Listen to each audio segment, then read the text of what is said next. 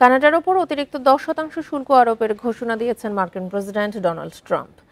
শনিবার রাতে এই ঘোষণা দেন তিনি। সামাজিক যোগাযোগ মাধ্যমে দেয়া এক বিবৃতিতে ট্রাম্প জানান, কানাডার তথ্য বিকৃত করার কারণে এই সিদ্ধান্ত। এর আগে বৃহস্পতিবার কানাডার একটি বিতর্কিত বিজ্ঞাপনকে কেন্দ্র করে শুল্ক বিরোধ ইস্যুতে সব আলোচনা বাতিল করে যুক্তরাষ্ট্র।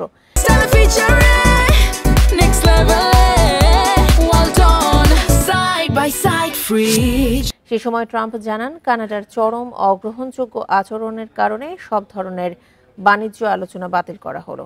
বিতর্কিত বিজ্ঞাপনটি কানাডার অন্টারিও প্রদেশ তৈরি করেছে। এতে 80-র দশকের রিগ্যানের একটি ভাষণ দেখানো হয়, যেখানে তিনি উচ্চ শুল্কের কারণে মার্কিন অর্থনীতি ক্ষতিগ্রস্ত হতে পারে বলে সতর্ক করেছিলেন।